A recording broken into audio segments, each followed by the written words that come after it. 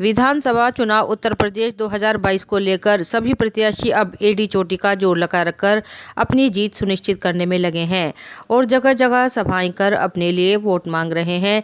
इसी कड़ी में बीएसपी प्रत्याशी मनीष अरोड़ा ने खाताखेड़ी 22 फुटा रोड के अलावा अन्य जगहों पर सभाएं की और बसपा के लिए वोट मांगे। इन सभाओं में भारी भीड़ उमड़ रही है और उनको समर्थन देने का काम कर रही है। इसी को लेकर मनीष अरोड़ा ने लोगों से अपील की कि यदि बसपा की सरकार बनती है तो मुस्लिम पिछड़े गरीब तबके के लिए कार्य किया जाएगा और उनकी जो समस्याएं हैं उनको दूर करने का काम किया जाएगा। यहाँ की टूटी सड़कें, जल भराव की समस्या, नालियों की समस्या, कूड़े की समस्या आदि का निस्तारण किया जाएगा। इस अवसर पर गुड्डू भाई व इकबाल भारती ने भी मनीष अरोड़ा को सभी लोगों से वोट करने की अपील की। गंगोह विधानसभा से बहुजन मुक्ति मोर्चा के प्रत्याशी नसीब जोगी ने विधानसभा चुनाव 2022 के लिए जो नामांकन किया था, आज वहां कांग्रेस के समर्थन में बैठकर उन्होंने कांग्रेस पर अपना विश्वास जताया और सभी लोगों से कांग्रेस पार्टी को समर्थन करने की अपील की।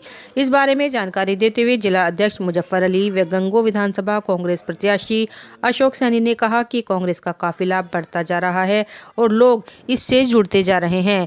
उन्होंने कहा कि जिस प्रकार नसीब जोगी, मोहम्मद अली के अलावा अन्य लोगों ने भी आज हमें समर्थन किया है, निश्चित तौर पर हम गंगोह विधानसभा से जीतकर बहन प्रियंका के हाथों को मजबूत करेंगे और 2022 में सरकार बनाकर विकास के कार्यों को आगे बढ़ाएंगे।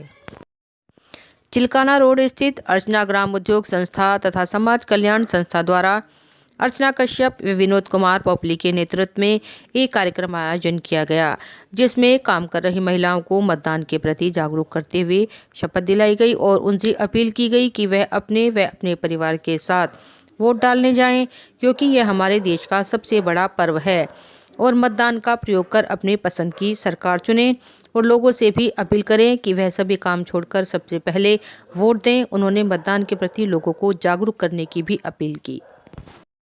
चक्रोता रोड स्थित कार्यालय पर विधायक संजय गर्ग द्वारा 5 वर्षों में किए गए कार्यों को दर्शाने के लिए विकास धारा पुस्तक का किया गया विमोचन। आपको बता दें, नगर विधानसभा सीट से समाजवादी पार्टी के प्रत्याशी संजय गर्ग द्वारा पिछले 5 सालों में किए गए विकास कार्यों का पूरा लेखा जोखा विकास धारा पुस्तक का विमोचन किया गया। कैंप कार्यालय पर आयोजित कार्यक्रम में सपा प्रत्याशी संजय गर्ग ने कहा कि पुस्तक में विधानसभा में किए गए कामों व विधायक निधि के प्रयोग की विस्तृत जानकारी दी गई है। विधायक निधि से भी उनके द्वारा अनेक विकास कार्य महानगर में कराए गए हैं। इस दौरान पुण्य गर्ग, चौधरी इजहार बबलू, राहुल शर्मा, प्रणव शर्मा सहित अनेक कार्यकर्ता और समर्थक मौजूद रहे। ये विकास धारा की पुस्तिका एक लेखा जोखा है पिछले 5 वर्षों में किए गए उन कार्यों का, जो अपने विधानसभा क्षेत्र में हमने अपने कोशिशों से विधानसभा में अलग अलग माध्यमों से प्रश्न उठाकर और अन्य रूप में विपक्ष की भूमिका निभाते हुए सत्ता पर दबाव डालकर जो अपने विधानसभा क्षेत्र में हमने कार्य कराए हैं और हमारी विधायक निधि से जो कार्य हुए हैं, उन सभी का उल्लेख इस विकास धारा नामक पुस्तिका में है। इस आशय के साथ कि लोकतंत्र में पारदर्शिता सबसे अहम एक इंस्ट्रूमेंट है और उस पारदर्शिता को निभाते हुए मैंने जनता के सामने अपने पिछले 5 साल के कार्यों का लेखा जोखा देने का काम किया है।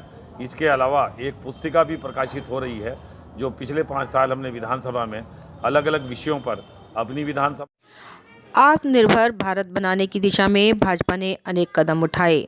भाजपा के प्रदेश मंत्री डॉक्टर चंद्रमोहन ने कहा कि प्रधानमंत्री की केंद्र सरकार व प्रदेश में मुख्यमंत्री योगी आदित्यनाथ के नेतृत्व वाली सरकार ने आत्मनिर्भर भारत बनाने की दिशा में अनेक कदम उठाए हैं।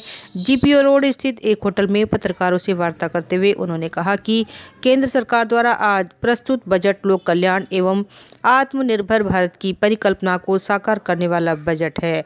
आत्मनिर्भर भारत अभियान के अंतर्गत 16 लाख नौकरी दी जाएंगी और मेक इन इंडिया अभियान के अंतर्गत 60 लाख नौकरियां दी जाएंगी।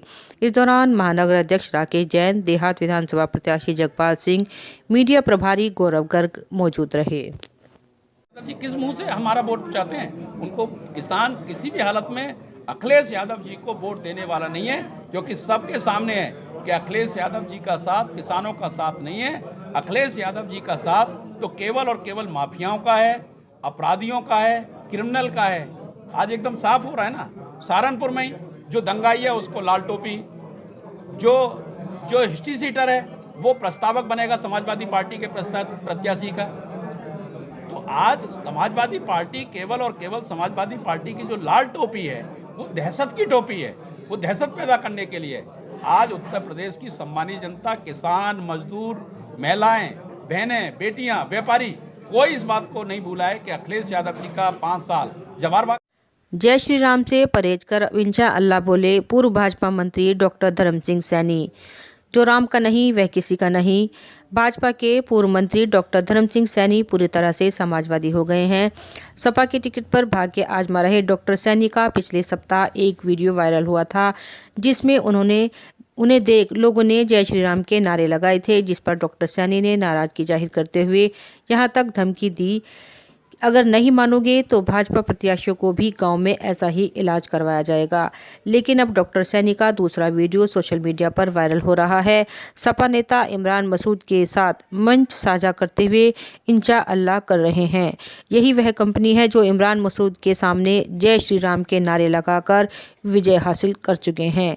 डॉक्टर सैनी के वायरल वीडियो पर भाजपा के प्रदेश मंत्री डॉक्टर चंद्रमोहन ने जीपी रोड स्थित होटल सभागार में प्रेस वार्ता के दौरान कहा कि जो राम का नहीं वह किसी काम का नहीं।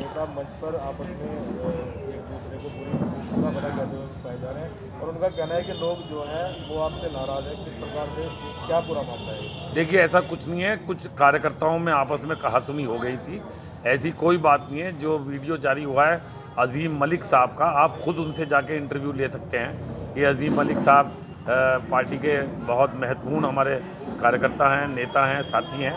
एक अनावश्यक किसी गफलत को लेके आपस में मंच पे कोई बात कहासुनी हुई, जिस बात का वीडियो जारी कर। विकास भवन में आज राष्ट्रीय जीविका मिशन के प्रबंधक अनुज कुमार के नेतृत्व में कर्मचारियों ने एक प्रदर्शन किया। उनकी मांग थी, सरकार ने जो उन्हीं के पदों पर नई वैकेंसी निकालकर सैलरी आधी कर दी है, यह गलत है। इससे कर्मचारियों को खासा नुकसान होगा और उनके परिवार की जीविका में भी परेशानी का सामना उन्हें करना पड़ेगा। उनका कहना था, इस प्रकार की वैकेंसी निकालने से राष्ट्रीय आजीविका मिशन में काम कर रहे कर्मचारियों की तनख्वाह आधी हो जाएगी और इसमें उनका गुजर बसर भी नहीं हो पाएगा। उनका कहना था कि सहारनपुर में ही यह मिशन लगभग 75,000 लोगों के लिए काम करता है और पूरी यूपी में हजारों कर्मचारी इसमें काम कर रहे हैं। अगर यह मांग पूरी नहीं होती और इस भर्तियों को निरस्त नहीं किया जाता तो यह लोग हड़ताल पर भी जा सकते हैं। उन्होंने सरकार से इसके निस्तारण की मांग की। उन्होंने इस मांग को लेकर कैराना सांसद प्रदीप चौधरी को भी एक प्रार्थना पत्र सौंपा। मेरा नाम अनुज कुमार है, मैं जिला मिशन प्रबंधक हूँ राष्ट्रीय ग्रामीण आजीविका मिशन सहारनपुर में। आज किस चीज़ को लेके ये प्रदर्शन किया जा रहा है? एक्चुअली शासन स्तर से कुछ त्रुटियां हुई हैं, जिसमें हम लोगों को जिला मिशन प्रबंधक को एक नई वैकेंसी के रूप में जिला फंक्शनल मैनेजर के रूप में रखने की बात कही है और सैलरी को आधी किया जा रहा है। और ब्लॉक स्तर पे ब्लॉक मिशन मैनेजर को हटाते हुए क्लस्टर कोऑर्डिनेटर के रूप में रखने की बात कही है, जो कि सैलरी आधी की जा रही है। इसी तरीके से डाटा एंट्री ऑपरेटर के साथ भी हो रहा है। तो हम सभी स्टेट के सारे जो 4,800 वर्कर हैं, प्रोफेशनल्स हैं, वो इसका विरोध कर रहे हैं। हम सब ने माननीय सांसद महोदय को ज्ञापन अपना सौंपा है। साथ में हम आज जिला अधिकारी महोदय को भी अपना ज्ञापन देंगे और जितने भी अन्य जनप्रतिनिधि हैं उनसे संपर्क करके उनको भी। अगर मांगे नहीं पूरी होती है तो आगे मांगे नहीं पूरी होती हैं तो 3 तारीख से हम लोग हड़ताल की सोच रहे हैं कि हम लोग हड़ताल पे चले जाएंगे। सहारनपुर जनपद में लोकल यूनिवर्सिटी के छात्र राष्ट्रपति से इच्छा मृत्यु की मांग कर रहे हैं। आपको बता दें, मेडिकल कॉलेज के छात्रों ने आज कलेक्ट्रेट पहुंचकर सिटी मजिस्ट्रेट को ज्ञापन सौंपा है, जिसमें लोकल मेडिकल कॉलेज के छात्रों ने बताया कि 2016 में उन्होंने एडमिशन लिया था। छात्र लगातार 3-4 साल तक अपनी MBBS की पढ़ाई करते रहे, जिसमें छात्रों ने बताया कि 2 साल की पढ़ाई के बाद उनको पता चला कि उनको 3 महीने बाद ही डिस्चार्ज कर दिया गया था। लेकिन कॉलेज प्रबंधन ने उनको इस तरह की कोई भी सूचना नहीं दी और लगातार उनसे फीस लेते रहे। इसके बाद छात्र न्यायालय में गए, लेकिन उनको वहां से भी कोई इंसाफ नहीं मिला। छात्रों ने कहा है कि लोकल मेडिकल कॉलेज में उनके 30 से 35 लाख रुपए प्रत्येक छात्र के खर्च हुए हैं और अब वह ऐसी स्थिति में नहीं है कि आगे कुछ कर पाएं, जिसको लेकर छात्र राष्ट्रपति से इच्छा मृत्यु की मांग कर रहे हैं। क्या मामला है, आप आज यहाँ क्यों आए? हम यहाँ पे इच्छा मृत्यु मांगने आए हैं। क्योंकि हमारा जो जीवन है वो बिल्कुल अंधकार में हो चुका है। हमने वर्ष 2016 में ग्लोबल मेडिकल कॉलेज में एडमिशन लिया था और हम वहाँ पे 3-4 साल तक पढ़ते रहे। हमें 2 साल के पढ़ने के बाद पता चला कि हमारे एडमिशन तो एमसीआई ने 3 महीने बाद ही हमें डिस्चार्ज कर दिया था, परंतु कॉलेज प्रबंधन ने हमें इस तरह की कोई सूचना नहीं दी, हमें कुछ नहीं बताया। वो हमें लगातार फ़ीस के नोटिस भेजते रहे, हमसे फ़ीस लेते रहे। उसके बाद हमने न्यायालय में गए। हमारे जैसे ही अन्य कॉलेजेस में बच्चों को डिस्चार्ज किया गया था। उन सभी कॉलेजेस ने उन बच्चों को, क्योंकि वो नीट क्वालिफाइड थे, सबको पढ़ने की अनुमति दे दी थी। हम सब भी नीट क्वालिफाइड थे, हमने इस बार भी नीट क्वालिफाई किया है, परंतु मेरी उम्र 24 साल है। मेरे पास ना तो अब इतना समय है और ना ही इतनी आर्थिक सहायता है कि मैं दोबारा से एमबीबीएस कर सकूं। तो इस समय जो मेरा जीवन है, मैं बहुत ज़्यादा परेशान हो चुका हूँ।